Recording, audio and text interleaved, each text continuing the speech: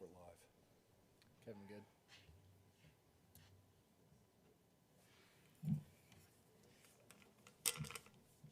Guys live?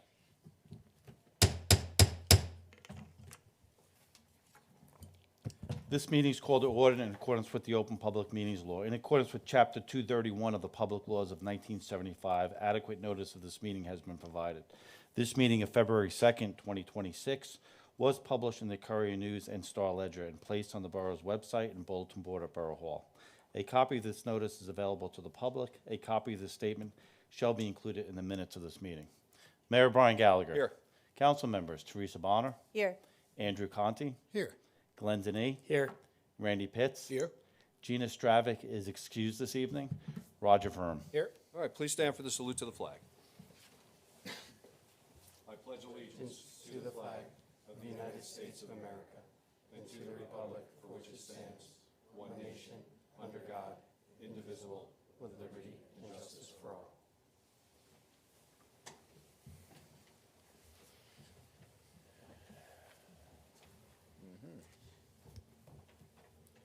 Okay, motion for approval of the minutes of January 20. So moved. Second? Second. Discussion? Roll call. Council members Teresa Bonner, Yes. Andrew Conti, Yes. Glenn Denny. Yes. Randy Pitts. Yes. Roger Verm. Yes. Okay, departmental reports and notices. Effective April 1, garbage bags of solid waste are no longer allowed to be placed on the curb for pickup without being placed in the appropriate garbage receptacle. Kevin, I know we talked last time about having a garbage seminar at our, one of our next upcoming council meetings. I think we'll be at the next meeting on this. Okay, all right, thank you, good. And then again, and we'll keep putting this out, election district number 8 is moved from Lincoln Hose on Warren Street to the Somerville Civic Center, 24 Robeson Street, that's right here. Okay, next up, item number 7 is a proclamation for Black History Month, February 2026, a century of Black history commemorations. And I do have a proclamation here that I would like to read.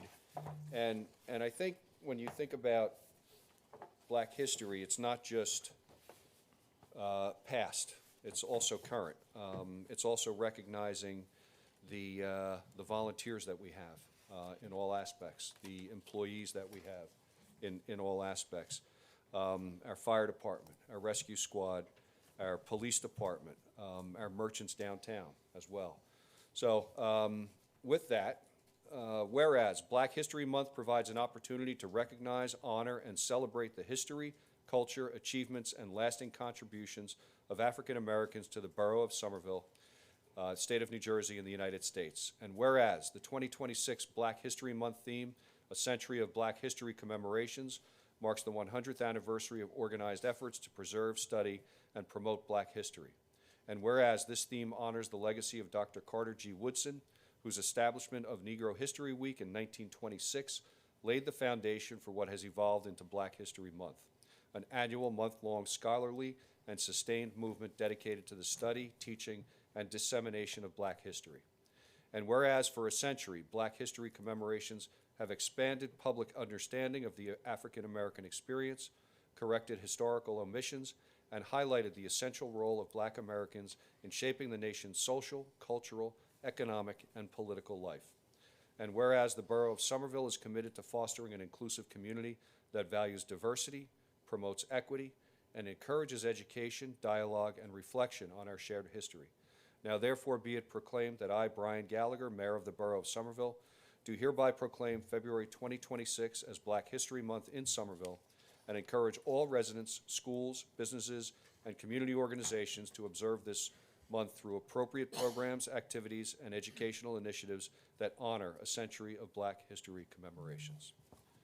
A well-done proclamation. Kevin, I would ask, I think it's appropriate to get this to the Ubuntu Cultural Pavilion.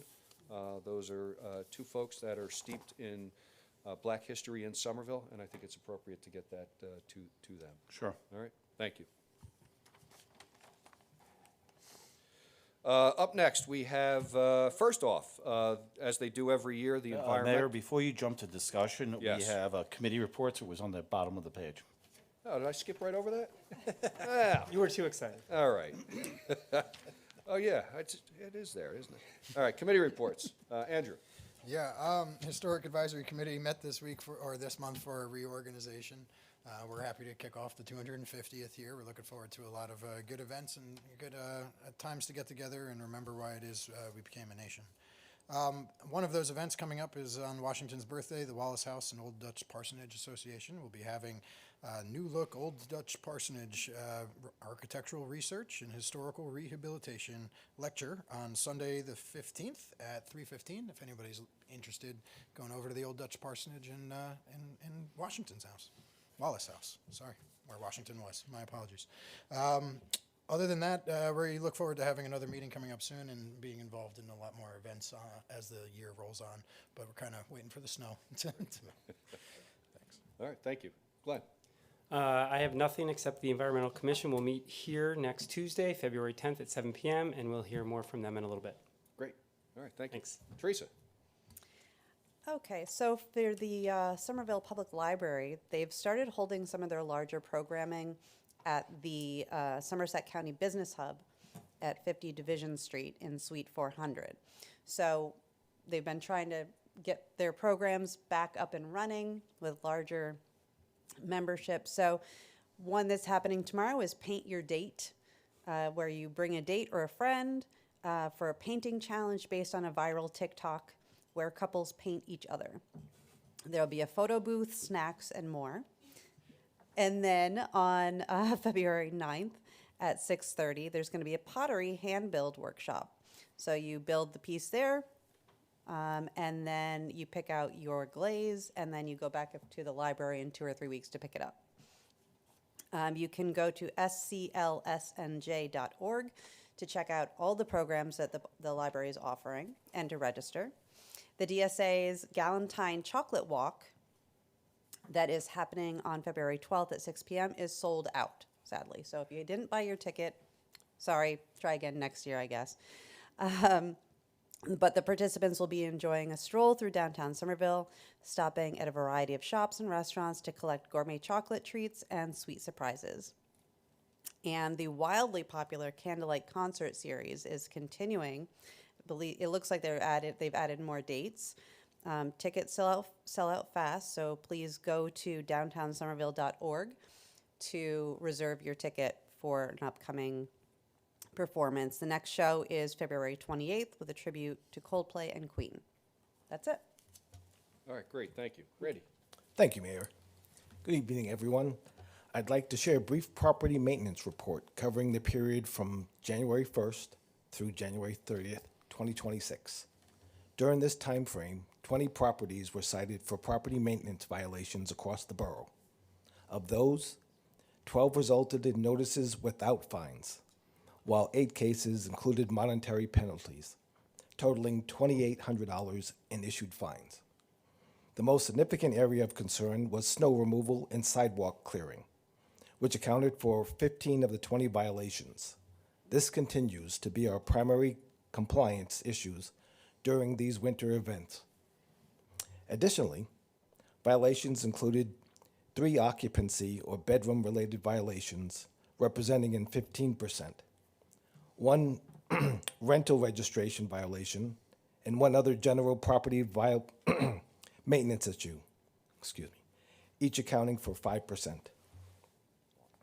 We ask all residents and property owners to please do their part by clearing sidewalks promptly after snowfall, ensuring properties remain safe, accessible, and compliant, especially for pedestrians, seniors, and individuals with disabilities.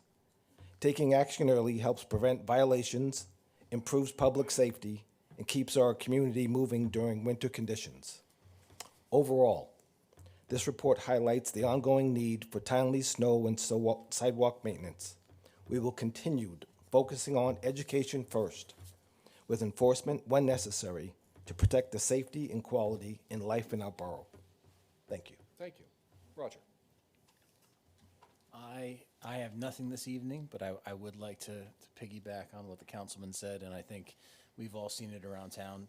Everybody's, if you live on a corner, you got to help out your neighbors. We are a walking school district, and we need to make sure that the sidewalks are safe as the councilman was saying, for our students as they walk to and from school. Because again, that we have the walking school bus that meets for Vanderveer, and it's essential that our neighbors and our constituents go out there and shovel for themselves. And if they need help, I'm sure they can check on a neighbor, or if worse comes to worse, we can always reach out to the DPW if it's something that at this point, unfortunately, since we're dealing with permafrost, it might be good to reach out. But I've definitely, Glenn and I were having a conversation on the way here. There's a lot of corners that have not been done well, and the residents have to remember, residents and businesses have to remember the corner.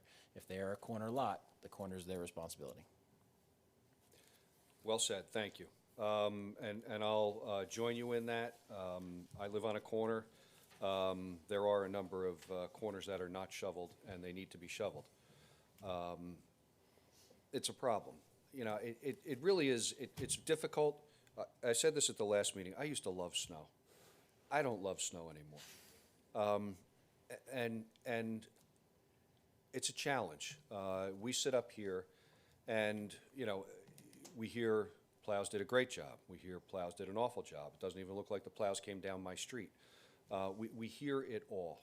And I think what people have to remember is that we had 14 inches of snow. We had 2 inches of ice on top of that snow. And then we went into permafrost. We went into the Arctic, and it froze. Everything locked up. It's not going anywhere. And quite honestly, it's not going anywhere probably for another 2 weeks. We're looking at next week highs of 8 degrees. So it's a challenge. But it's not a challenge that none of us have ever faced before. It is snow. It will disappear at some point in time. It is going to go away. So I ask for patience. I ask for a little understanding. I can tell you, if you leave your car parked on the street, the borough provided residents with about 175 tickets for parking on the street over this storm. And yet, I still got calls. There's people parked on my street. And I also got calls that I've been parking on my street for 30 years. I never got a ticket until this year. I actually had somebody stop me to tell me that. And so they got away with it for 29 years, and they're mad that they got it on the 30th year. So it's a challenge. Our DPW was out, I think, for 18 hours straight. The town is done both by DPW and by a contractor. We had 28 pieces of equipment on the road to try to keep up with this storm. It was a good storm. We got a lot of snow. So patience, some understanding, and some awareness of your neighbors. When you leave your car parked on the street, it affects about a half a block. So don't leave your car on the street. You're going to get a ticket. And people aren't going to get around your street easily over the ensuing 2 weeks because you left your car in the street. Now, there's still some cars that haven't moved since the storm. Those are now going to be addressed as well. So we can see those. There's one right over here on South Bridge Street, and that's going to be addressed tomorrow as well. I saw that coming in. So again, patience, understanding. I think the contractor overall did a decent job. I think the DPW overall did a decent job. Are there some problem areas that still exist? Absolutely. But that is the nature of snow, and that's the nature of a storm. We typically have a thaw right after a storm, and it really starts to recede quickly. It's not going anywhere, and it's not going anywhere for a little bit of time yet. So that's what I got. So we did item number 7. Item number 8, discussion points. We have 2. The Environmental Commission Annual Report. This is something the Environmental Commission does every year. It's a welcome addition to our meeting, and they have an opportunity to talk about the things that have gone on over the past year. So, Thank you, Mayor. So, as the liaison to the Environmental Commission, I just want to applaud the huge amount of dedication and the fact that they're so willing to debate in order to refine and improve everything that they do. And you're going to hear from them the accomplishments that we've done and accomplished for the town and as a commission in 2025. And even on this cold night, it's so great. We have Larry and Tom and John and Jerry and Sandy, and then Jeff and Tim Marie are going to be talking us through some of this. So sit back and relax, and we'll see what's going to be up for 2026. Awesome. Thank you guys so much for having us. I am Tim Marie Deal. I'm the chair of the Environmental Commission. Jeff Kaiser, the vice chair. Good to see you. Yeah, thank you guys so much for having us. This is a great way to just kind of recap everything that we accomplished last year. It was a really momentous year in a lot of ways, or at least it felt that way. So we're excited to talk through with you. Can we get the presentation up? So we understand that you guys have quite a full agenda, so we'll try to be as efficient as possible. Take the time you need. We're Okay, cool. Great. So our mission, as we've said probably every year for a long time, the Somerville's Environmental Commission's mission is to educate, advocate, and promote best policies and practices for the borough's environment and the health and safety of its residents. So educate, advocate, and promote are themes you'll see throughout the presentation here, and they're kind of the pillars that we try to work our projects around and live up to. So our team is completely volunteer run. We have different titles like teacher, activist, engineers, mother, father, entrepreneurs, students, and as you can see on the right, we have a great number of people who are either returning each year. Actually, pretty much everybody is returning each year. And then we have a good number who have been here for more than 5 years, 5 years or more. So, Team Marie, can you pull that microphone a little closer to you? closer. Thank you. Yes, that good? Okay, so we are affectionately calling 2025 the year of the volunteer. It all goes back to the time, talent, and dedication that our volunteers were able to provide for us this year that really kind of moved the needle. One of the standout stats here is that in total, between the commission, the green team, and our local group of volunteers, we logged 1,700 hours, which resulted in a little over $66,000 worth of budget saved for the borough. We also were granted from various funders over $25,000 worth of grant money. And we always like to kind of tally up how many actual plants we were able to add to the Somerville local environment, and we're over 350 this year. So really just an awesome year of volunteer work. So first we want to talk about education. Education is a huge component of what we try to do and provide sustainable education for our neighbors. The first piece of which has to go to the Earth Day weekend. So we provide each year 3 different opportunities for people to get involved depending on what they like to do. There's a volunteer opportunity, there's a town swap where people can reuse, reduce, recycle, and then the Earth Day Green Fair, which are the photos shown here, which is really just a great community event. And despite some rain this past year, we still had an awesome turnout. So just wanted to show some smiling faces there, and the DPW guys who are part of that event and that weekend for us too.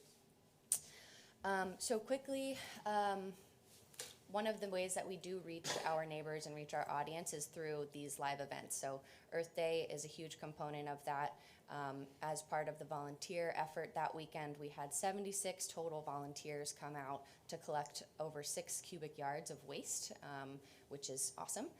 And we were able to donate and give out 350 plus tree seedlings and herbaceous plants that we were giving out at the Green Fair. And then as part of the Green Fair, we invite various local partners and sustainable groups to come and table at the fair and provide that hands-on education to our neighbors. So, and another couple different ways we, interacted with the public and educated the public was through National Night Out. It's a fantastic event for Somerville to get together and everyone to mingle and for us to, interact with the public. We had through National Night Out, as well as the street fair, which is the electric vehicle car show. We had tons of signups for volunteers that we then used throughout the year for our various projects we're going to talk about. So, and the electric vehicle car show was again, it's at the street fair. We had several vehicles there. We had education that we provided the public. interacted with the Somerset Committee on EV charging. So both of those were very successful. Yeah, and then we also were able to provide two different seminar-style events. So the first one was all about New Jersey's changing climate and talking about where New Jersey has been from a climate story and where it's headed in the future, and then followed, kind of bookended on the other side of the calendar with the Climate Proof Your Yard, which was kind of a action plan for how to use the information you learned in the first seminar. How can I actually implement that in my own backyard to be planting and landscaping for the future?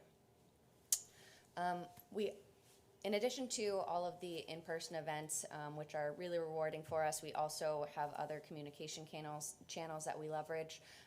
We launched a newsletter this year, so I'll talk a little bit about that. Our social media continues to be a really great way for us to reach our community. The Environmental Commission page on the government site, we have used that to kind of post article-style educational posts, and we also revamped the way our page works since the website was kind of overhauled in the last year or two. We also have the kiosk at Carol Pager Park, kind of a more bulletin board style advertising kind of thing that is updated quarterly. And then I tried to count, it's at least 9 Tap Into articles that we were featured in, which is just great to kind of spread the word past just our local Somerville environment. So I just wanted to talk a little bit about the newsletter. It is a really great way for us to reach our volunteer base and kind of tout some of the projects and achievements that happen throughout the year to our community. So it includes upcoming events and volunteer opportunities, different tips and tricks to make your house more sustainable, or other kind of ways to be a little bit more sustainable. And then we also tried to do a sustainability spotlight, which is kind of an article style piece of the issue where we highlighted, for instance, the Somerset County Regional Farmers Market and the Wallace House, and we try to just promote our neighbors and what they're doing in terms of sustainability, so it kind of benefits everybody. So on average, we're reaching 190 to 215 or so people through this newsletter, and we do the quarterly newsletter version once every quarter, and then we also use it for ad hoc volunteer requests. It's been a huge success, and we will continue to leverage that. Okay, and now we are going to talk about some advocacy in terms of policies and different programs that we've been able to provide for our community. So firstly, we've got plans, resolutions, and ordinances. So the first one is the environmental resource inventory, which the planning board had asked us to make updates to and just provide the most updated snapshot of what that inventory looks like. And then you guys may remember the Skip the Stuff resolution that was over the spring and summer that you guys helped us pass. And what's really kind of cool about that is actually in Governor Murphy's last day in office, he got a lot done that last day, and one piece of legislation he passed was the Skip the Stuff as a statewide bill. So it is now signed into law, and I just feel really proud that Somerville was able to kind of put our name out there as supporting that even before it was passed at the state level. So also the DEP also has been updating its environmental practices and rules and laws. And in the Inland Flood and Protection Rule in 2023, there was 2 different regulations that came out of that. One was the tree removal and replacement, as well as the new stormwater regulations. The Environmental Commission studied those issues. We talked to experts, and we provided our recommendations to council as well. Now we're working with Planning Board with those recommendations to help them through their deliberation, as well as now, since also one of the things Murphy also signed was the real rules, which is now going to change. We're going to have to revisit that as well going forward. So we're here to help when called upon. Also, the other thing that we're happy to be working on is the planning board asked us to be involved in the master plan. So we set a subcommittee up together, and we studied best practices for stormwater management, talked to experts as well as study other towns and manners in which you can do better stormwater management, and we put together a proposal for the planning board, which they will review at some point in time. So we love that type of work, and we're proud to be involved in that.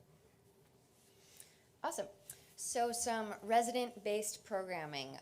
This first one, the energy efficiency program, we've been doing it since 2023. It's essentially a awareness campaign which is supported by PSENG and Sustainable Jersey.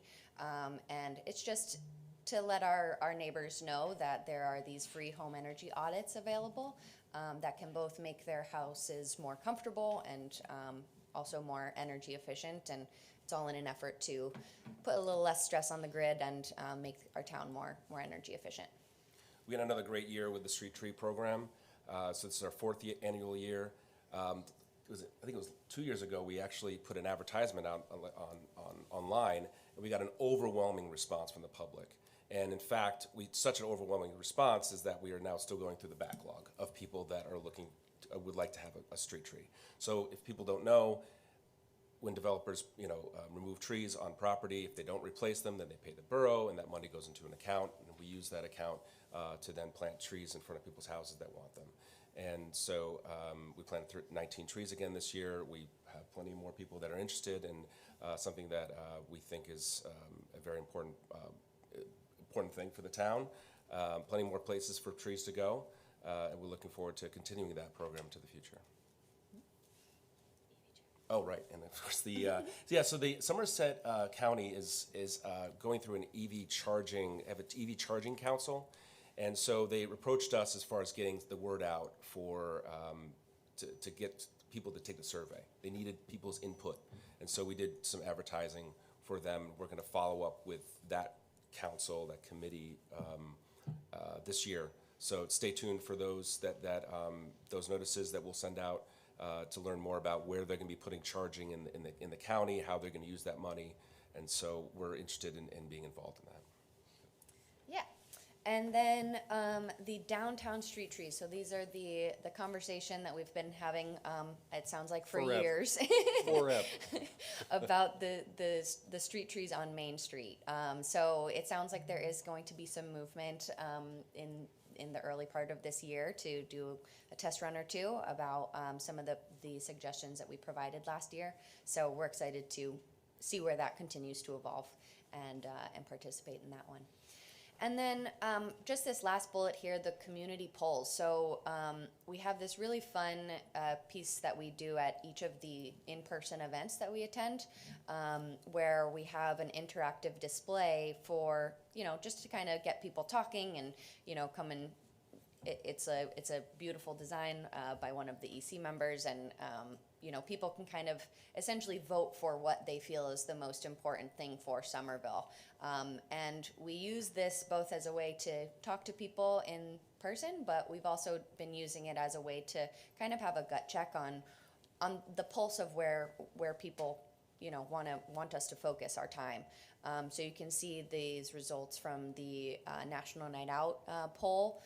Green spaces and tree planting, energy efficiency and renewables, and native plants and biodiversity are the top three. And honestly, those are three of our biggest, items. So we were very glad to see that is lining up so well, and just a great way to talk to our neighbors and make sure we're on the pulse. Okay, Green Team programming. So this is 2025 was the fourth season for the J. Scott Community Garden. This continues to be an amazing pillar of our community. Rebecca Reitman-Garofalo and Jerry DeSapio, Jerry's here tonight, they are the leaders of the garden and very much supported by the Green Team as well. This year, we had 40 lottery applicants and 16 plots to actually fill. And throughout the year, they were able to do 3 workshops, 2 volunteer days, and then, you can see that part of the workshops was having some of the Girl Scout troops come and do kind of a cool activity. So it's really it's really kind of evolved into this really incredible space within our community. And as you can see by those numbers on the left, the demand for plots in the garden far outstrips what we have to offer. So we're really looking to expand the garden in 2026 and are excited about some of the brainstorms we've had for that already.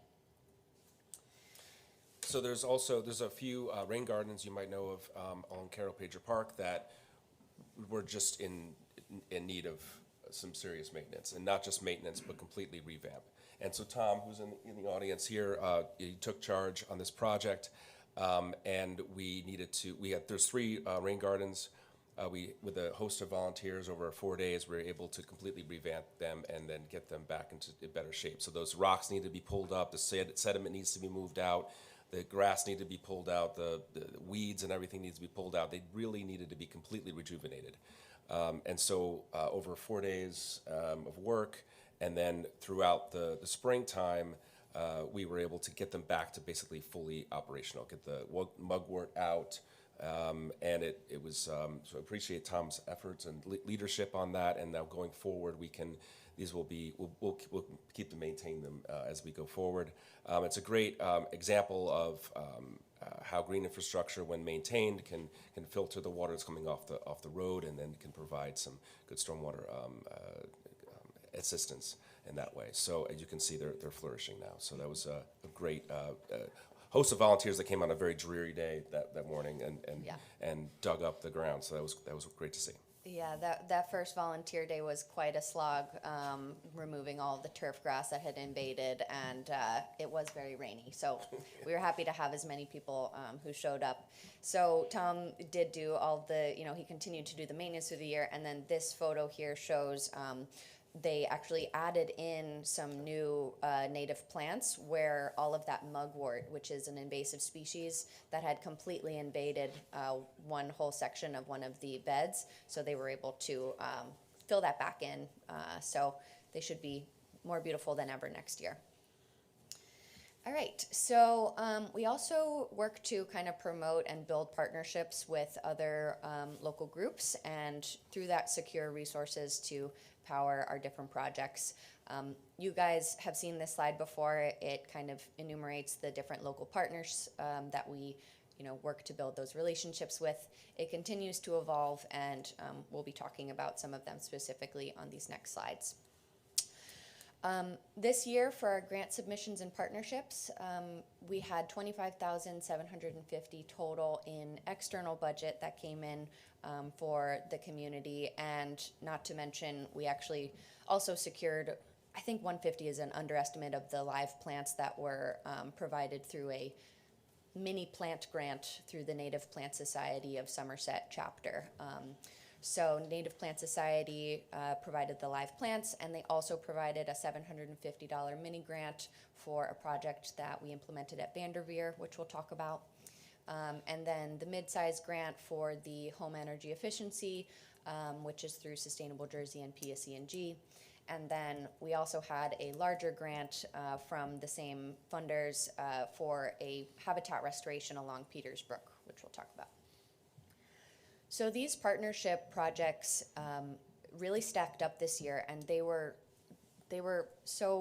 such a great example of kind of the dedication of our community to bettering the whole community. So the one on the left here is the Vanderveer Elementary School courtyard. This was funded by the Native Plant Society, and almost all of that funding went towards actually purchasing the native plants that were planted by a select group of the elementary school students and some EC volunteers. They are looking to use this space as an outdoor classroom, and so I know that they're speaking with CDED, who's a local nonprofit, to build that outdoor classroom out a little bit, but this was kind of a first step in beautifying kind of a forgotten space. As part of that project, we worked closely with the Vanderveer administration, and we were able to do a all-school assembly for kind of an educational component about what are native plants. We had an expert come who could kind of speak to the kids at their level and tell them why these plants specifically are so important and what they're going to bring to their new outdoor classroom. Okay, so the collaboration at the Wallace House. So this has really been pioneered by our commissioner, Jerry DeSapio. She has created an amazing relationship with Paul, the historian at the Wallace House, and they've got all sorts of really cool ideas hopefully coming up for this next year. He's got a lot going on with the renovation and everything, but I know that they're always thinking. This specific photo here shows a simple planting, also donated by the Native Plant Society, where Jerry and a few volunteers were able to help beautify their entryway sign and plant plants that historically would have been there. So. And then the Halsey Street medians planting. So this one was really headlined by John Guarino. He was the one who applied for the mini plant grant through the Native Plant Society. These two medians on Halsey Street are a common walking path for kids going to school. And they're kind of had, just turf grass, a little bit forgotten, and an opportunity to really make a beautiful statement. So they were able to pull together a volunteer effort within like a week and a half or something. It was a little bit of a volunteer blitz, but hopefully looking towards great results in the spring as things kind of come in.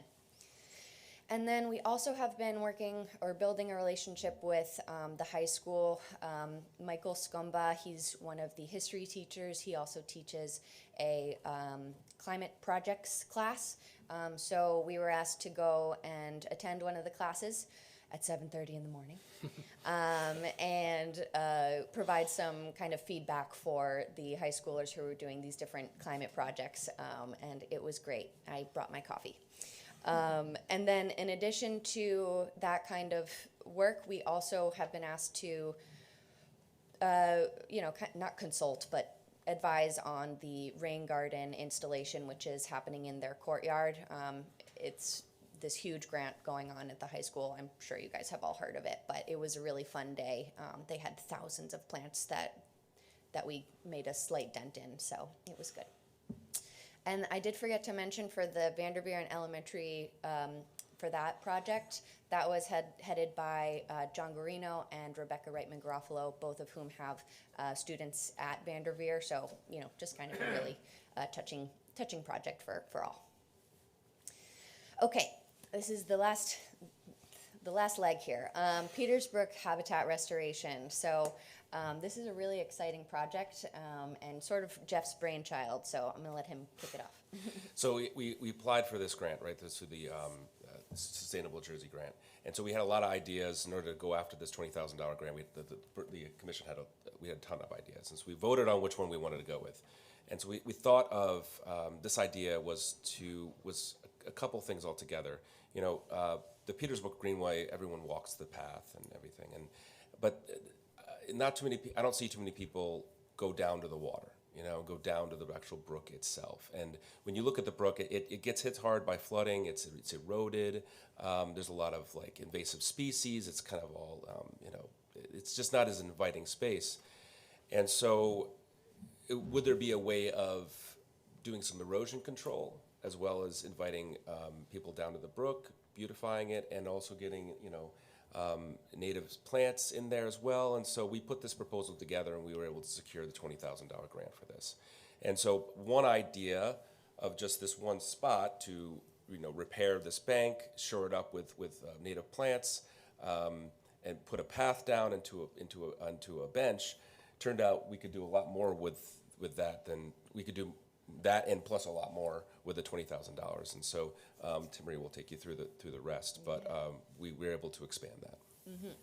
Yes. So this map here, just to orient you on where along the Greenway this is, it's between Bridge and Grove Street, kind of below the gazebo. So the orange oval there shows where our original target, habitat impact was. And after an expert habitat restoration specialist walked us through that section of the park, it turned out to be a lot greater of an opportunity for the funds that we were awarded. So in all, it's an 18-month process. We are pretty much halfway through, and so this kind of walks you through the different individual sub-projects, and then you can also see that we're going to be adding educational signage and the bench that Jeff mentioned, and then we were also able to add this nice extension of the pathway, which is gravel, and thank you to the DPW for that work. So just to quickly walk you through each of the sub-projects. So the stream overlook, it's the original target that we were looking to affect. So this is one of the only places along the brook where you can actually see the brook. It's a very heavily wooded buffer, which is very good in terms of erosion. But given that this is already open, we thought it was a great spot to both help with erosion and make it a little bit more beautiful and inviting. That spit, it's hard to see on the photo, but this whole section here is on a lower plane than the hill. So it almost looks like maybe the bank had sort of collapsed into the brook, and that's where this little jetty settled. So we spent a couple of volunteer days weeding that free of invasives. There was an invasive grass down there, and we plan to plant that back up. And the habitat benefits are that it's all native plants, but then from a kind of scientific background, we're planting a diverse palette of plants down there so that their roots are going to essentially kind of create like a web, because they each root differently, and they're going to hold the bank back from erosion. That's the hypothesis there. So, and then the shrub LA. So this is a small project that we've actually already implemented. We added 9 different shrubs along the left side of the pathway there. This is coming from the opposite side of the gazebo. But that helps just to kind of add different diversity to the greenway. A lot of what we have there are specimen trees, but we didn't have any specimen shrubs, so the shrubs add winter habitat for birds and overwinter food. Shaded Grove is a small project where we're hoping to add kind of a secret little pathway with native plantings.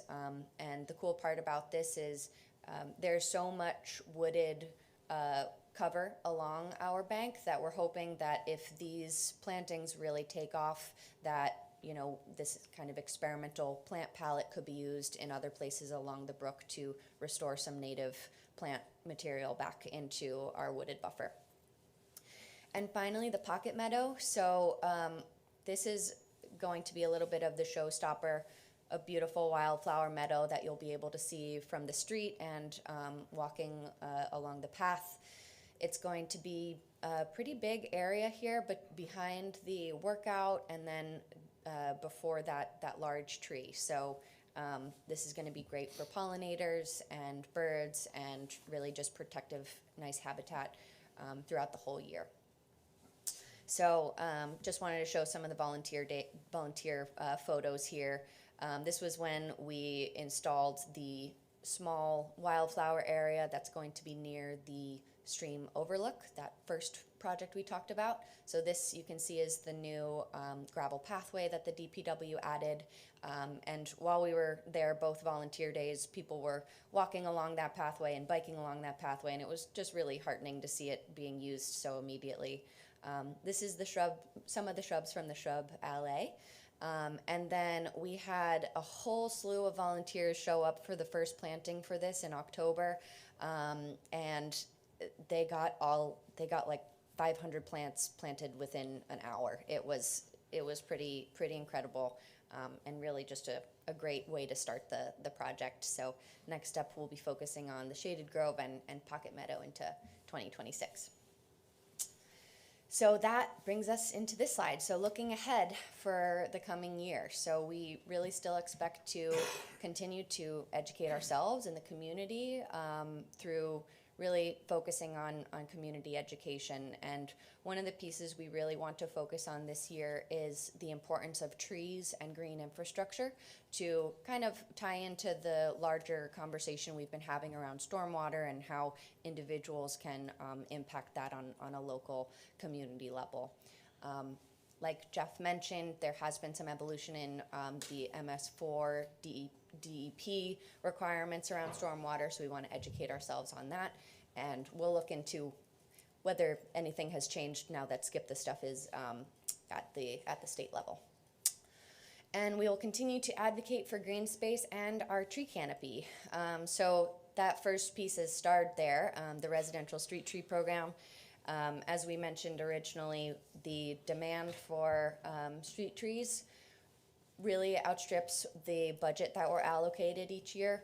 I know you guys are working on determining the 2026 budget, so I would put forward here maybe some budget towards additional street trees past what we have allocated in the developer's budget. And then in terms of our green teams, work and goals, the garden expansion there is started as well, because we're looking into different funding opportunities for how to expand that, but different structural elements like the fence, some of those foundational materials, that would be really helpful if that were factored into the town's budget for this year as well, so we can reach the community at the level that they need for us. Okay, and then in terms of kind of the overall goal for the year, I would say that we're looking to present Somerville as a leader within our neighboring communities and really find ways to lead by example. So, we will, of course, continue to impact the local environment with the grassroots volunteering, which has proved to be so successful this year, and also the research base behind the scenes work that usually revolves around ordinances and resolutions. So just a semi-ending slide here. I wanted to just take a moment to say that our work really could not be done without the support of the volunteer base that we have, both from the commissioners themselves and their unwavering dedication, the green team, and our ever-growing list of volunteers. We really work to create an environment within the Environmental Commission that allows people to really use their interests and harness their strengths to impact the community. So, many of the projects that I mentioned were specific people raised their hand and said, I want to do this. This is a project I'm passionate about. I think we should do it. And we made it happen because those people were willing to really, go out on a limb for those projects. So that's what makes us so successful is really the work of our volunteers. So we'll continue to promote that. And then finally and lastly, of course, our work comes from our volunteers, but it's also entirely made possible by the support and trust from the council, from Mayor Gallagher, and from the DPW and other facets of the borough. So thank you guys so much for having us. I'm sure we went over 15 minutes, but thank you. Thank you so much. I think it was worth it. That was a good presentation. Glenn, you want to kind of lead off if you have anything? I'm just, it's funny, I'm part of so many of those different things, and yet sitting here listening to it and seeing it all, it's still, it's kind of amazing how much really comes together when everyone kind of pitches a little bit in. I just wrote down 3 C's, collaborative, a lot of community outreach, and then the connections. Connections between all the different ideas and concepts, but then also the connections formed between people. We're talking about a lot of the sustainability and ecological benefits, but there's also a ton of benefits between all those people kind of getting their hands dirty together. And that's kind of that's not even calculated in any of those slides. Yeah. And seeing that firsthand and even witness it with my son and all the people kind of pitching in, it's incredible. Thank you. Any other comments? I would just like to say, I've said it before, probably after the last year's presentation, but I'm really proud that I live in a town where our environmental commission is so strong and forward-thinking. Like, you're thinking of ways to help prevent further flooding, and I think the work that you do every day is astounding, and I'm just very thankful for it. So thank you for the presentation. Thank you for everything you do. Thank you for the outreach that you do in gaining more volunteers and involving, the sustainable businesses on Earth Day and things like that. It's really, truly amazing. So Thank you. thanks. Thank you. Appreciate that, thank you. Yeah, there's no small efforts. Thank you guys so much for the time and efforts you put in to make us a more sustainable community. Thank you. So I think that was a wonderful presentation. The work that you did last year and the proposed work this year, we're going to be working together a lot. Between the planning board and the borough council, there's a lot on our plate over the next year, and I look forward to it. I just thought it was a very informative presentation, so thank you. Couple of quick questions. Sure. One, I love access to the brook. I think Great. that's extremely important, that you're combining, bank restoration, but with also the understanding that people like to see the brook. Yeah. It is a hidden gem. It gets, some areas it's very tough to get down to the brook, but other areas, when you walk and look at it's beautiful. It really is. There's a lot there. There's a gentleman in my neighborhood whose friend is a biology teacher. And he would take, when the kids were little, he would take them on brook explorations. And he would literally put boots on and they'd walk down the brook in the shallow Cute. parts. And they'd pick up rocks and look at salamanders and crayfish, all that fun stuff. And it's cool. It really Yeah. is. Yeah, that's cool. Definitely. The native plants that you're planting, Yeah. do they help to keep out the invasive species as well? Do they work that way? Do they?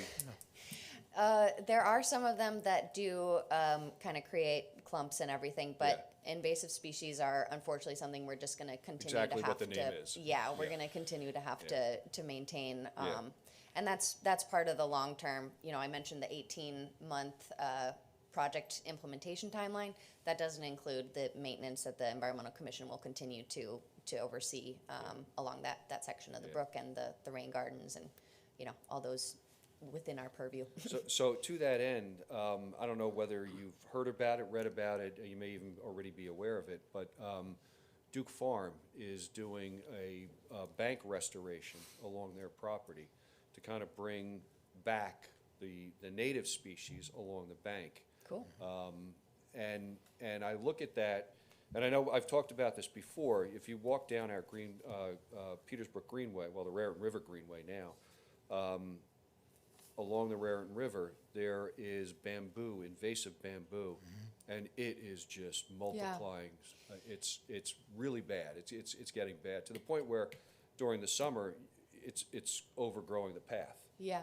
So, I remember that. maybe let's take a look at what Duke is doing, because they've got the wherewithal to do it the right way, and maybe getting a hold of their plan and seeing if there's an opportunity to understand how they're going about it, and if they're facing some of the same challenges we are, either on the Raritan or even in the brook. Sure. So. Yeah, it's a great idea. Yeah.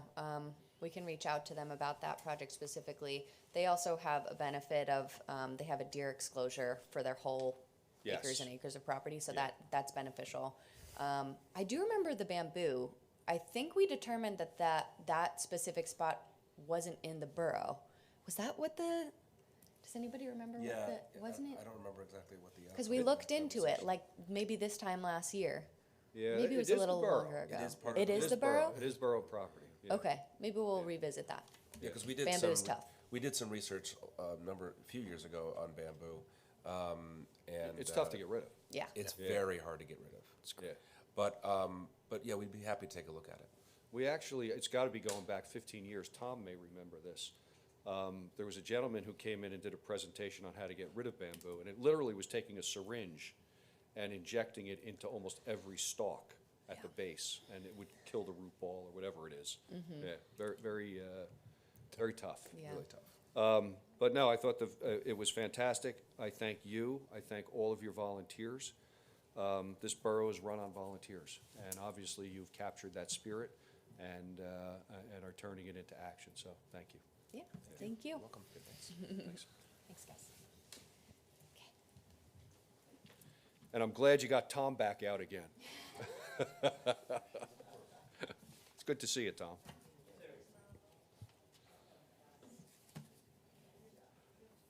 All right, item B is a request to craft local policies on the use of municipal personnel and resources in connection with federal immigration enforcement activities. I think this is the result of a letter or an email that was received. So does anybody want to take that? Yeah, so we received a letter from one of our residents asking us to craft some language to deal with the current ICE actions that are going on. Thank you, that's the best way to put it. So we recently, in line with the county commissioners, signed our support on for the Immigrant Trust Act. Back in 2018, the New Jersey Attorney General passed the New Jersey Trust Directive. And in that directive, if I can read a few things. Yeah, go right ahead. New Jersey law enforcement officers will not assist federal agents conducting civil immigration enforcement activities unless certain circumstances are outlined. I'm going to read the rest of those. New Jersey law enforcement can assist federal agencies with the enforcement of criminal investigations or when exigent circumstances exist, such as circumstances when the safety of fellow officers or the public is in jeopardy. New Jersey law enforcement will comply with and enforce arrest warrants only when the warrant is signed by a judge and not by ICE officers, such as Form I-200. And the Immigrant Trust Directive does not prohibit a law enforcement officer from requesting information to complete necessary fields in the arrest database, such as place of birth and country of citizenship. Officers shall not provide any non-public, personally identifiable information regarding an individual. So there's a lot of things that the Attorney General has already set forth, and I think the spirit of the Immigrant Trust Act was to codify that, to make sure that it was put, and this board put that forth. What our resident asked for, the two things, it is a resolution, but the major parts of it are in a therefore resolved.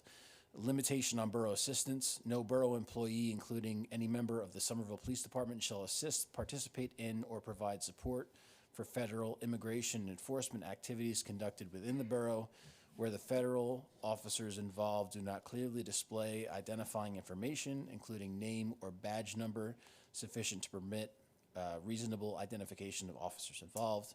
And number two, no borough funds, equipment, property, facilities, or other municipal resources shall be used to support or facilitate federal immigration enforcement activities conducted by officers whose identities are concealed or obscured in a manner that prevents reasonable identification. And then it goes on to say essentially that, you know, if something were to compliance with a federal, a valid judicial warrant, which is what's in the federal immigration directive, emergency assistance, which is also in the directive, and routine information sharing required by state, which is also in the directive. So the caveats are already seen to inside of that directive. I do understand the concern of presenting oneself as an officer. We have had in neighboring, luckily we haven't been impacted by it, but there have been neighboring towns. It happened in, was it Raritan? Hillsborough had one. Well, no, what I'm saying is, yeah, there was Hillsborough and another town where someone was driving around. Reddington, thank you, was impersonating an officer, and so there's been a couple cases of those types of things. And I think, not saying, I think people have always done that.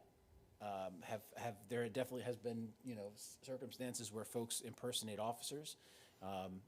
But I do understand the rationale behind being able to make sure that the people who you are interacting with, there we go, that people that you're interacting with do present themselves and are able to make themselves known. I don't know, and this is a question for Jeremy, I don't know if we can regulate that, a federal agency to keep their masks off and be clearly identified.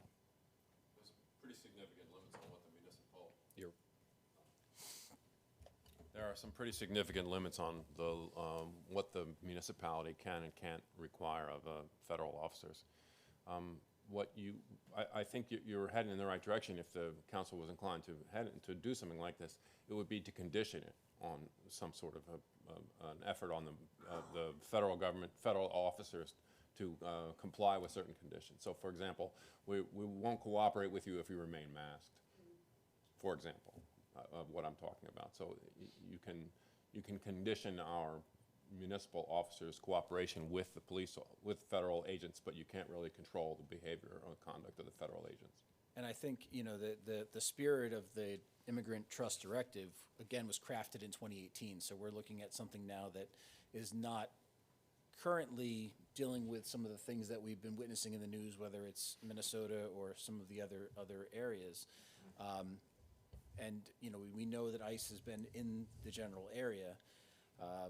But I do understand, even from anyone's standpoint, of if you're going to be approached by law enforcement, you know, our officers, the one thing that I can say about our officers is they are part of our community. When you look at our police officers, they're out and about, and that it builds that trust, and they are very good at building that trust. They're involved in our DARE program. You know, they are involved in, as I said before, the walking school bus. We know who they are. We trust them based on that. I don't know what we can do, again, and I know we talked about conditionally, but I think that goes a long way. It goes a long way to have it where people feel they have a job. ICE has a job to do. Their main task is to remove criminal behavior of illegal immigrants, just as the police are charged with removing criminal behavior of anybody that is in our jurisdiction, in our borough. But again, I think it creates that level of comfort and understanding if you know who you're dealing with. Other discussion? I think there's a lot going on right now with newly elected Governor Cheryl that she's been discussing a lot in the news that she's planning to do. I think that, you know, she's talking about making sure that agents don't have their faces covered and things like that. I think, and it sounds like she's looking to take steps soon to make it more official what the state will decide is, you know, the way things should be handled in the state with ICE. So I feel like we will watch what's happening at that level. And like you said, the New Jersey has already done quite a bit to, you know, in the past. So that's all I'm saying is just, you know, it's already happening at the state level, and I think we'll watch to see what happens there. So at this point, I don't know, Glenn, You want- anything? I got something, but I didn't want to jump in front No, of go ahead. Well, I mean, at the state level, the Immigration Trust Act, whatever it was we wrote the resolution for, didn't pass, right? I mean, it passed the houses but wasn't signed into law by the governor. What did pass was that the immigration enforcement activities cannot occur at public facilities, right? One thing I'd like to philosophically discuss, or at least put out there for us to contemplate, is that the Somerville Police Department does have a great relationship with the community because they're here to protect us, and most of us, you know, will understand that and act with them appropriately. I would hate for them to lose the trust of the community by not acting in the protection of citizens in any type of circumstance, especially specifically residents of Somerville. So that being said, I mean, I don't know, we can't regulate what the federal government does. That's not up to this council. But I would like to see some language where we put somewhere, or at least a directive that makes it clear that, you know, our police department is for protection of Somerville residents and is not for the enforcement of the current administration's whim. So at the time being, I'd like to see us come up with some language that walks the appropriate fine line of not trying to tell anybody else what to do, but making sure that our police department are for the protection of us. That's my main point. In the directive, so again, the act did not pass. It was one of the things that didn't get through there on the last few days. But in the directive, it does state that the local police department's responsibility is to the residents, and it does talk about harm to but it's police officers. So in the directive, it does say that their first responsibility is to the residents and to their brothers and sisters on the force. I mean, more to the point in my mind, the way that I would like to, I don't know how we would regulate this, but when we see these images coming from across the country, the police that are involved are typically facing the crowd with the federal officers at their back, allowing them to do whatever they need to. I would like us to write an ordinance that has it the other way, that our police officers face the federal workers doing their jobs, and that they protect and don't take this stance of defense against our citizens. However we do that. I don't know exactly how to write that into law. I know this is a discussion, which is why I bring it up for discussion purposes.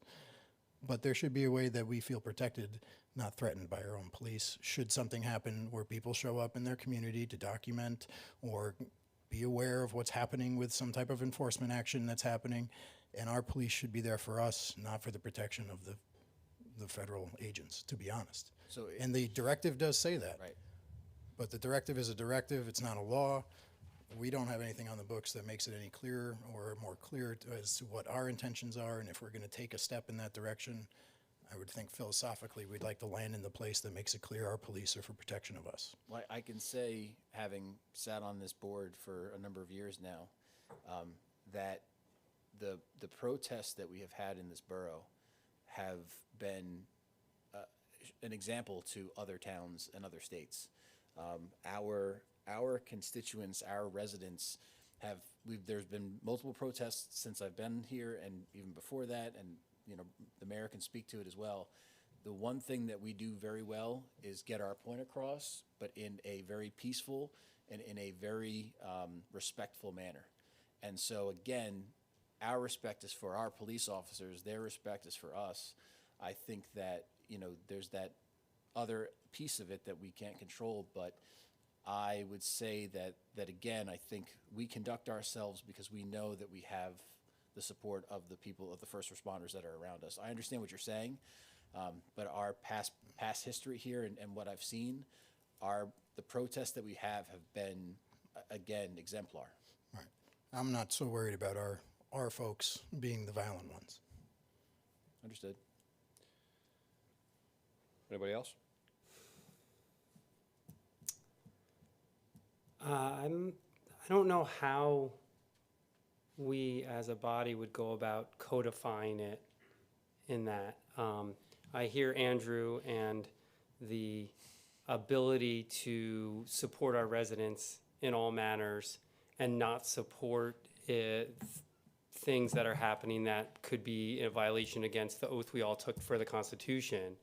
I don't know how to codify that. I'm sort of with Teresa as well, that looking for direction and support from the state and how they're giving, because they have a little bit more pull in this game as far as dealing with federal agencies than we do.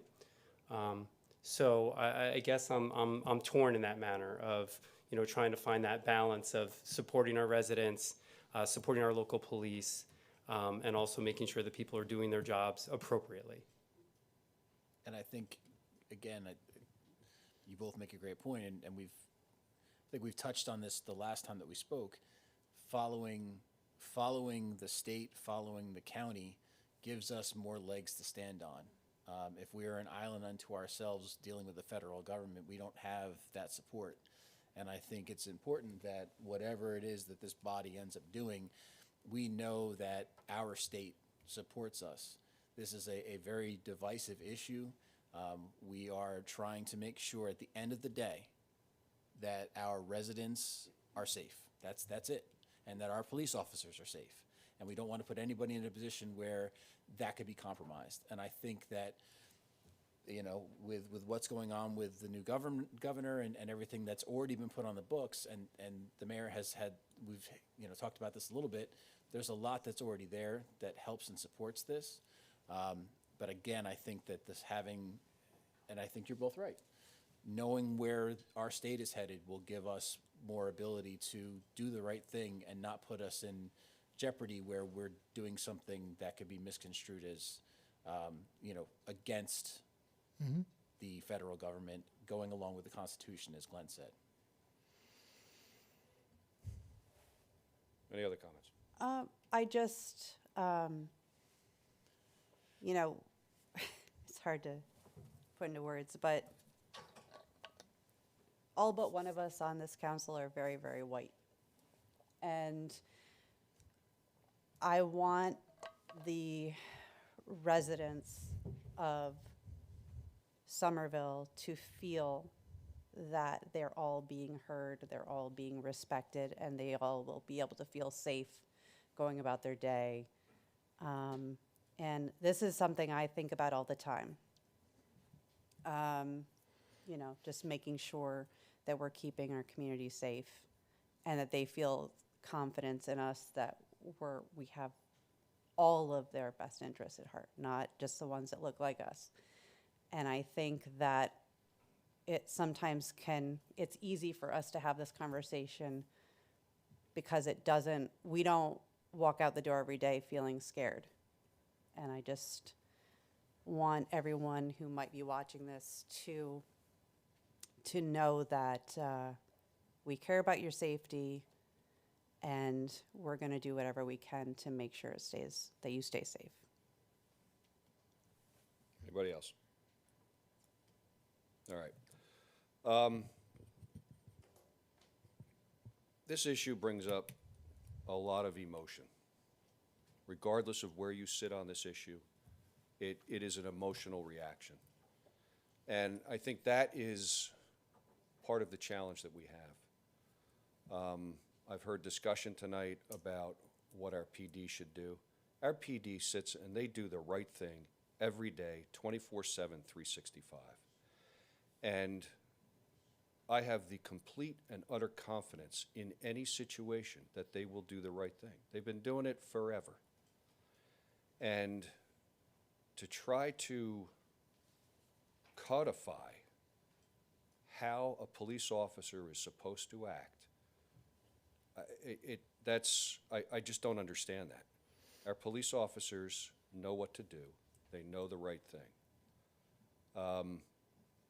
I agree with Teresa, Roger, Glenn, that the state, there's a lot of moving parts right now, and the state is in the midst of trying to figure things out and how they want to react to what's going on. They'll react.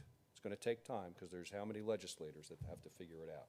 If we can't get 7 of us to agree on issues, getting that many legislators to agree is difficult. But what I don't want to see is an issue like this divide our community. I said this the last time. As soon as this governing body starts tackling federal issues, we've got a problem. It has never happened before. I've been involved in this town for 25 years. We don't take up federal issues. And when we do, it leads down a path of divisiveness. And if we're trying to create a community that's together, that's what we have. So I think we need to tread very carefully in how we react to issues at the federal level and even at the state level. Folks, we have a lot of issues to deal with that affect our 2.5 square miles. Might this affect us? Yes. But the state has to come up with some of those solutions. It's not always up to us to figure that out. And when we start to tread into these areas, you can see, you can feel some of that tension up here. And I don't know that it's really appropriate. Now, I know what some folks will say, well, yes, it is, because somebody has to stand. I get it. I hear the arguments on both sides. I get it. My concern is Somerville and the residents who live here. That's my concern, the safety and security of our residents. And you know what? We have it. So I agree. Let's see where the state is going. And I would just caution in the future, as I said at the last meeting, as soon as where does it stop when we start entertaining federal issues? Where does it stop? So we need to be very careful where we tread with that. That's just my caution. All right, with that, CDBG discussion. Safe and Sound Somerset is presenting an application for intensive case management for survivors of domestic violence, and they are seeking $95,000 from the Community Development Block Grants. In order for them to apply, we have to actually open up for public comment, and I will open up the meeting for public comment on the CDBG application for Safe and Sound Somerset. Hearing no public comment, I'll close. And Kevin, nothing else that we need to do on that? No, that's it, Mayor. You'll see a couple of these coming in front of you over the next couple of weeks. Right, okay, thank you. At this point, I will ask for a motion to open the meeting to the public. So moved? Second. Discussion. Roll call. Council members, Teresa Bonner, Yes. Andrew Conti, Yes. Glenn Denny. Yes. Randy Pitts. Yes. Roger Vroom. Yes. All right, public meeting is open. Please state your name and address for the record, and please address your comments to me.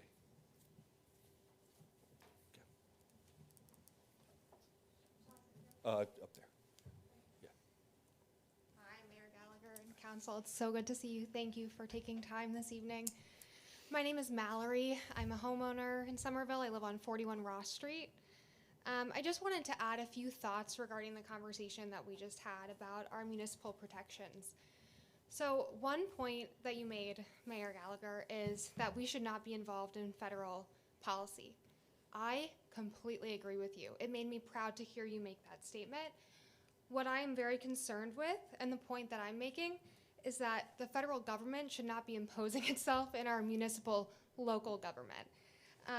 We are not taking on a federal issue by making clear that our community is going to honor our resources and our law enforcement by ensuring that those who are presenting as law enforcement are indeed part of public safety.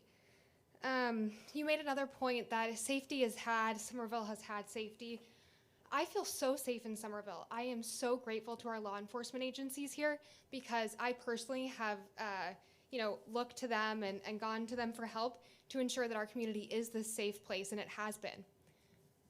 But safety is had until it's not, right? These communities around us, I work in Morristown, right? Morristown felt safe. My coworkers that are homeowners that are residents in Morristown, felt that they were safe to go to their laundromats, to go to their stores, until we've seen new enforcement there where my coworkers, right, are not sure if it's safe to go to the grocery store or the laundromat, right, when they see vehicles that are unmarked, when they see people posing as law enforcement that are not identifiable.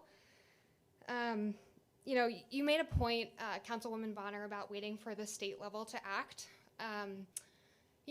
That approach works until it doesn't, in the same vein, right? So we've just seen initiatives fail at the state level that we were looking to for guidance and protection. So what I'm asking the council to consider, and understood this is just a comment, is are we gonna look to protect ourselves and our residents, right? Or are we going to consistently have this approach of waiting for state action? And that's just a question for our council. The mayor of Jersey City passed an executive action. Some of you may be aware on this exact topic. We're seeing municipalities all across the country, where I'm from, San Jose, California, all over the country. We even have Midwest cities. I'm happy to provide a list, if it's helpful, to our borough attorney of the actions that municipalities have taken on this subject. What I want to be very clear about, just as a concluding point, is that I care so deeply about Somerville, and I care about protecting our municipality, our resources, and our residents. And there is a doctrine in the legal field, right, the anti-commandeering doctrine. This is well-settled legal precedent that says, the federal government cannot impose state or municipal agencies to take action, absent some, very special circumstances. What we have been seeing is the commandeering of municipalities and state resources, right, by our federal government, which is antithetical to the established law under the anti-commandeering doctrine. We are not trying to get into the subject of immigration. That is blatantly, clearly, unarguably a federal issue.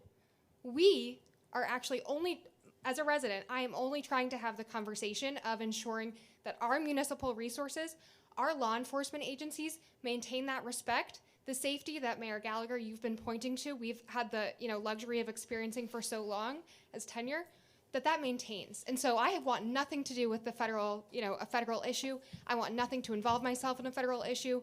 I only care about Somerville. I'm a Somerville resident. I love this community, and I thank you for your consideration. Thank you very much. Thank you. Other public comment?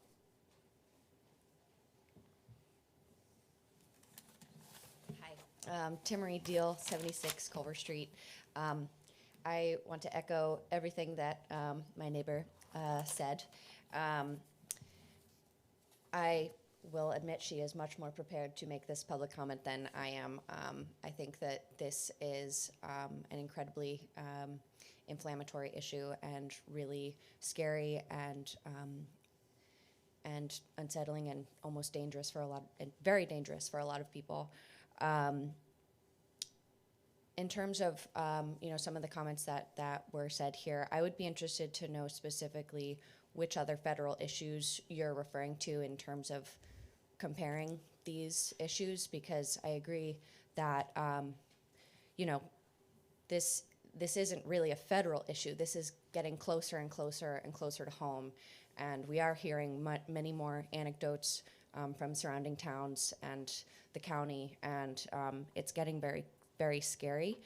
And you mentioned that the police, the police force continues to make the right decision every time, and I applaud the police, training and, whatever environment they promote here at the Somerville PD to allow their officers to make the right decision in every situation. But this is such an unprecedented time and such an unprecedented insertion of the federal government into our local municipality. And I think that having some sort of guardrails for our police will only allow them to make that right decision for our community in the time when it's most needed. Thank you. Thank you. Other public comment?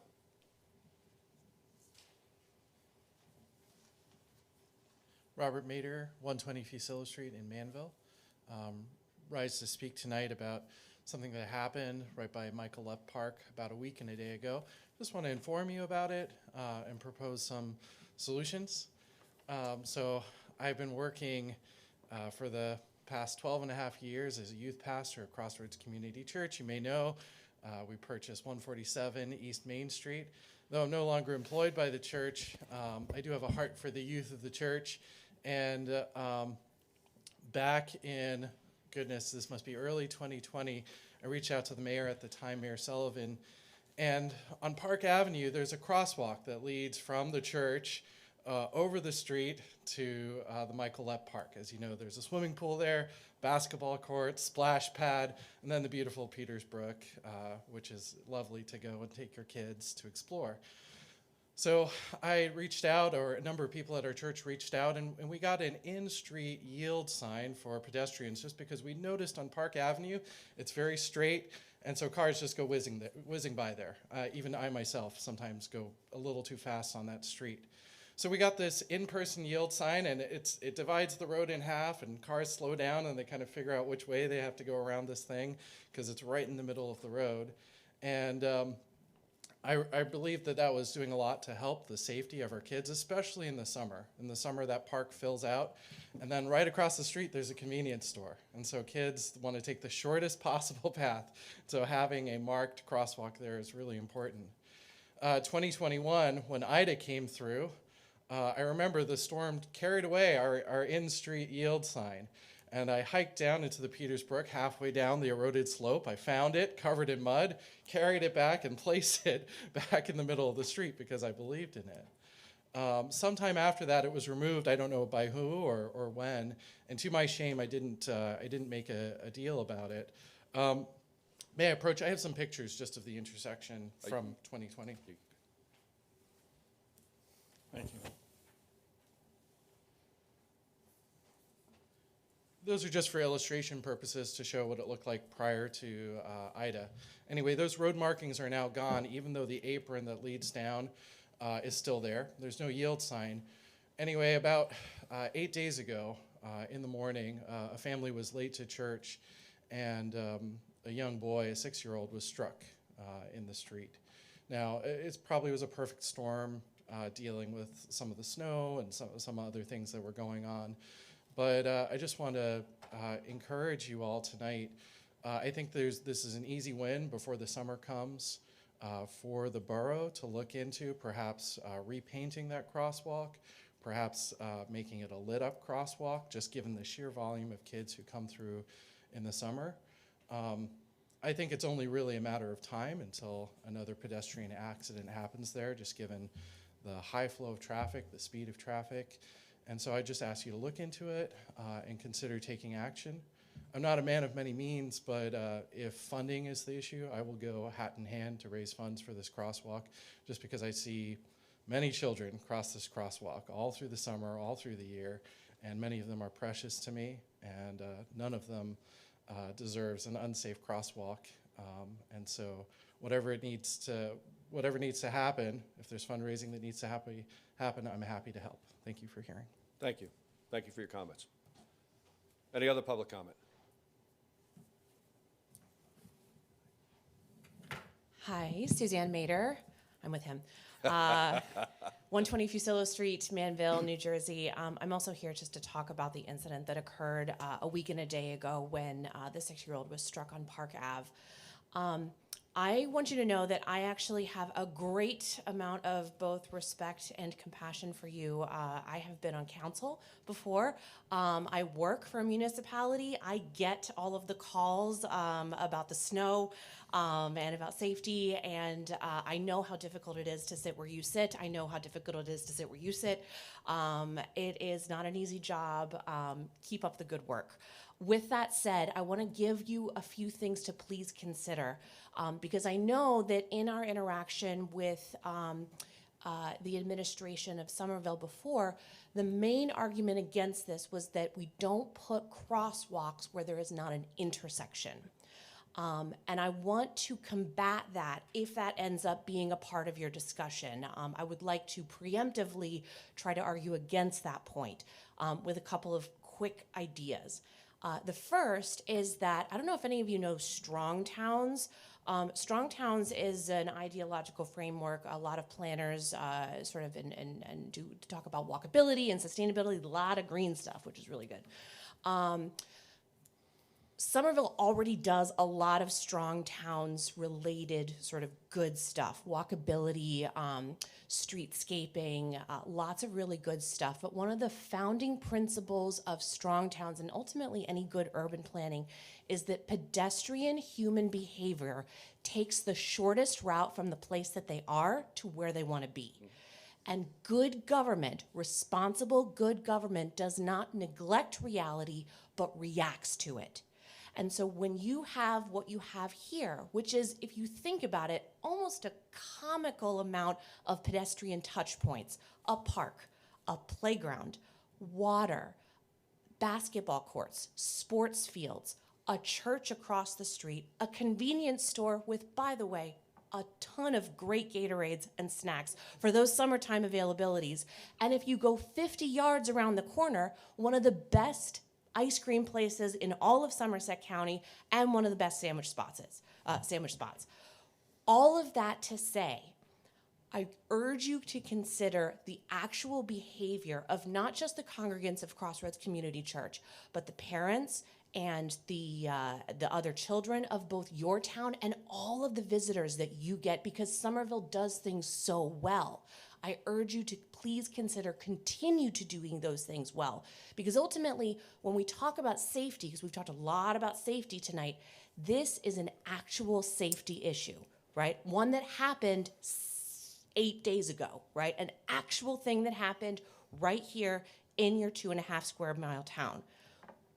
That situation, thank the good and merciful Lord, resulted in a kid who had some chipped teeth and a couple of stitches and is going to make a full recovery.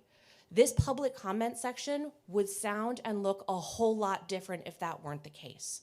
And I would ask us all to think about the next time, because ultimately choosing to not keep the crosswalk in a good condition is one decision.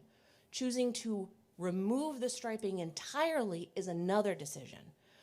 Those decisions matter when it comes to pedestrian safety. And I would ask you to think about what would happen, what would this public session look like if another child gets hurt in that very, very normal, easy crossing when pedestrians go from point A to point B in the shortest possible way. I understand that it may not actually be sort of within the typical way that you think about planning, but again, I would just ask you, good, responsible government reacts to reality and deals with it rather than stuffing cotton in our ears and saying, well, that's against the rules, we don't do it that way. Thank you for your time and your consideration, I really appreciate it. Thank you. Any other public comment?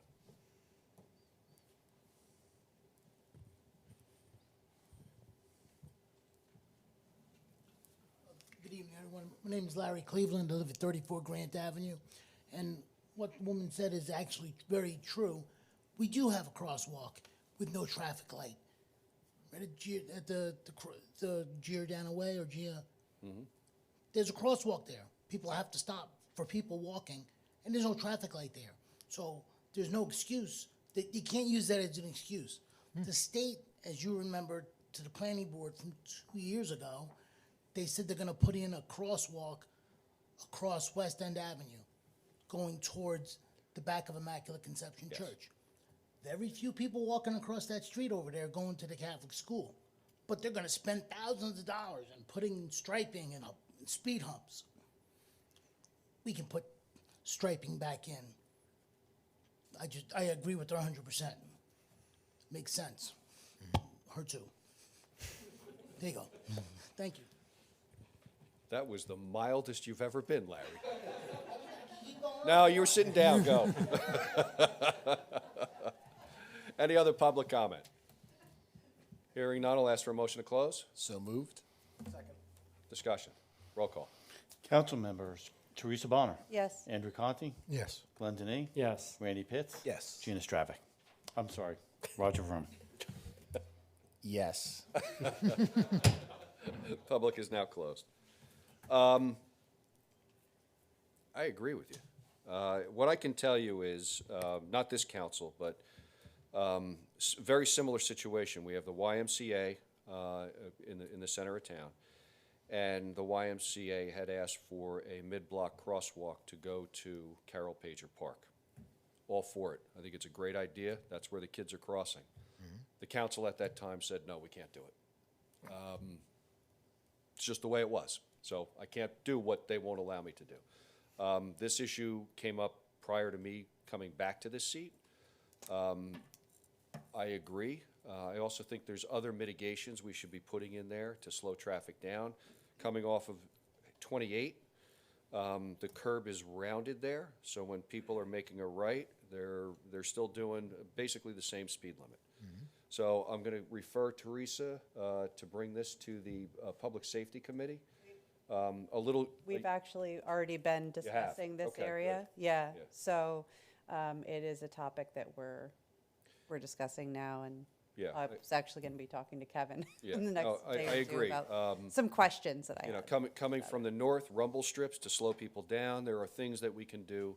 You know, it's a very wide street, so the perception of speed for the driver is not as fast. And they're just, so there's a lot of interactions there, so I agree with you. I think the question that we had, or that the Public Safety Committee had was, is it a state road? Is it a town road? It's a local road. I'm very Lo- familiar it with it. is a local road, Yeah, I'm very okay. familiar with that. I've met before. Then it'll be much easier Yeah, to take care of. at that time, there was no legislative authority for the mid-block crosswalk. So when the borough, you know, there are those ramps that are there that were put in under some sort of project. But there is no crosswalk. And I mean, obviously, if it was on a state road, you'd have to get their permission. But that's a local road. That's, it would just, it would require local legislative authority. I think at the time, if I recall correctly, the municipality was not approving mid-block crosswalks. In fact, they did not approve the one that sits across the street from the county building where they cross. Correct. 20 feet off the corner. Yes. Right, so there may be some other mid-block crosswalks that just don't have legislative authority. So when the borough either paves it or makes improvement to it, the ordinance is followed. So what I would also suggest, Teresa, it relates to this intersection. The travel on 28, when you're coming from the west and heading east and from the east heading west, the lanes are kind of like a no man's land. And there Yep. is, Yep. there's no marking. So, Right, that's, when somebody may stop, somebody thinks they're making a left, and Yes. you got cars going around. When you're jockeying, coming down the hill, even in your car, and you're going to go over to the right-hand lane, there's somebody shooting right behind you. So I Yep. think that's something that needs to be addressed too, Yep. and then we can bring DOT We've been or our state talking about, representatives in. Okay, good. those All right, things, awesome. the last meeting that was Thank you. discussed, so. Okay, great, you're on it. Yeah. So thank you. Thank you. All right, ordinances for introduction. Ordinance number 2781 is amending Chapter 75 entitled Fees, adding Section 6 entitled Special Service Charge. Kevin, can you give us a brief overview Sure, on this? this comes about, there's actually state authority for this. This comes about because the police department is spending a lot of time performing requests for Oprahs regarding body cameras and just all sorts of items that people are doing research on. So this just gives us the local authority to really match what the state allows. It will allow us to provide a special service charge for work that they're doing for requesting of records. These are not like, and I want to be clear, they're not like police reports. They're things that take days to put together. To redact, Yeah. blur out. And that's correct. So it's a process, but just gives us the local authority. We do have, like I said, it does allow it under state code to do that. Most municipalities do this. Okay, public comment on 2781 is now open. Hearing none, I'll close public comment and ask for a motion for introduction. So moved? Second. Discussion. Roll call. Council members, Teresa Bonner, Yes, Andrew Conti, Yes. Glenn Denny, Yes. Randy Pitts. Yes. Roger Vroom. Yes. 2782 is amending ordinance number 2776, 251103, establishing a salary range for employee titles to be paid to certain officers and employees of the Borough of Somerville. This is housekeeping that is done sporadically over the course of the year. This just sets the established minimum and maximum amounts for various positions and titles within the borough. Public comment on 2782 is now open. Hearing none, close 2782. Motion for adoption, or introduction, please. So moved? Second. Discussion. Roll call. Council members, Teresa Bonner, yes, Andrew Conti, Yes. Glenn Denny. Yes. Randy Pitts. Yes. Roger Vroom. Yes. All right, amending section 80-7 entitled Additional Required Inspection and Fees, subsection C and D, to clarify that the Borough of Somerville receives a fee unless waived by the Borough Council, and the fire marshal, fire inspector, or designee is paid in accordance with the collective bargaining agreement or salary ordinance. Kevin, is that pretty self-explanatory? Yeah, what it is to ensure that the municipality does receive the fee. There was a confusion in the ordinance that appeared that the fire marshal or a fire inspector would receive the fee. So the borough receives the fee. The borough pays those employees their appropriate pay, overtime or otherwise. That's what this clarifies. Okay. Public comment on 2783? Hearing none, close 2783. Motion for introduction, please. So moved? Second. Roll call. Okay, Council members, Teresa Bonner. Yes. Andrew Conti. Yes. Glenn Denny. Yes. Randy Pitts. Yes. Roger Vroom. Yes. All right, 2784 is amending the redevelopment plan for the West Main Street redevelopment area, specifically blocks and lots as noted pursuant to NJSA 40A 12A-1. Colin, can you give us a brief overview on this? Yeah, please.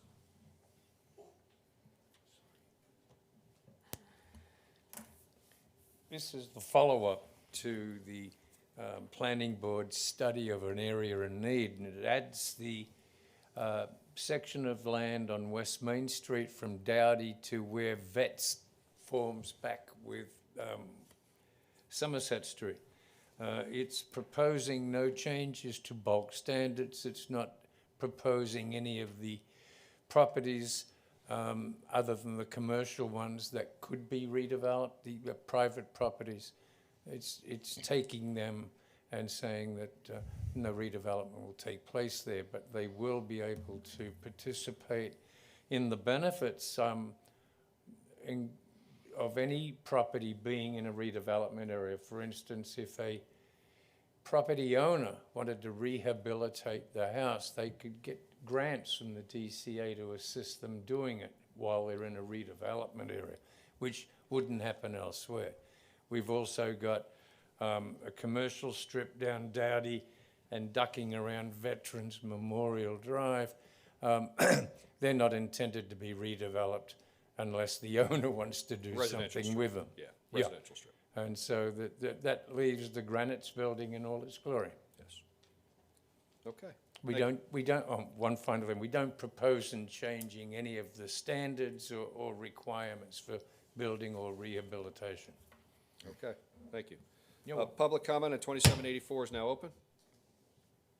Hearing none, close 2784. Ask for a motion for introduction. So moved. Second. Discussion. Roll call. Council members: Teresa Bonner, Yes. Andrew Conti, Yes. Glenn Denny, Yes. Randy Pitts, Yes. Roger Vroom. Yes. All right, consent resolutions. We have one modification on 071, which is authorizing free parking on February 12th for Galentine's Chocolate Walk, starting at 5 p.m. It should be all lots will be free. Street parking will not. The meters on the street will be maintained as is. All right? So, any pulled off for further discussion? 64. Okay? Any others? All right. 59, canceling uncollectible taxes and issuing a refund to address known as 123 Davenport Street. 60 is authorizing the execution of a shared service agreement, transportation, Somerset County. 61 is memorializing the Green Team members listed below with the term expiring 12/31/26. 62 is approving opioid funding for Challenge Day activity. 63 is authorizing a 2-year service agreement for animal control services with Animal Control Solutions, LLC. 65 is approving Somerville Fire Department application for Emma Hill. 66 is affirming change orders to RJM Landscape and Design Contract and making findings required by NJAC as noted for change orders exceeding 20%. 67 is approving payment for $500 application fee for a grant from the Hazardous Discharge Site Remediation Fund to the NJEDA for the remediation of certain sections of the former Color Technology site at 60 Cornell Boulevard. 68 is establishing the title of Public Works Operations Supervisor and adopting job description. 69 is approving Somerville Office of Emergency Management application for Teresa Quinn as a volunteer cert. 70 is approving Somerville Office of Emergency Management application for Kevin Moore as a volunteer for cert. 71 is authorizing free parking on February 12th for Galentine's Chocolate Walk starting at 5 p.m. with change as noted. 72 is authorizing the award of a non-fair and open contract for environmental engineering services to Geosyntec Consultants. 73 is approving Kaylee McArenda as Deputy Treasurer effective January 1, 2026. Do we have a motion? So moved. Second. Roll call. Council members: Teresa Bonner, Yes. Andrew Conti, Yes. Glenn Denny, Yes. Randy Pitts, Yes. Roger Vroom. Yes. All right, 064 is appointment by mayor, consent of council, appointing Dana Kessel to serve on the Community Animal Response Team, CART, term expiring December 31, 2026. Do we have a motion? So moved. Second. Discussion. I just wanted some clarification of this position. Yeah, the CART team is the team that respond, if there's an evacuation and animals need to be cared in addition to the humans, there's a CART team that cares for those animals. I sit on that team. Dana had submitted me her credentials on that. She has the credentials to sit on that team as well. And up until this point, Kevin's been the I sole have two member other of my CART volunteers, team. but they're not trained yet. All right, roll call. Teresa Bonner, Yes. Andrew Conti, No. Glenn Denny, Yes. Randy Pitts, No. Roger Vroom. Yes. Okay. Bills and vouchers. Roger. I make a motion to pay bills and vouchers in the amount of $297,647.51. So moved. Second. Discussion. Roll call. Council members: Teresa Bonner, Yes. Andrew Conti, Yes. Glenn Zaney, Yes. Randy Pitts. Yes. Roger Vroom. Yes. All right, Mr. Denis, I will entertain a motion for adjournment. I move that we adjourn. Second. And I'll agree. All in favor? Aye. Opposed? This meeting is adjourned.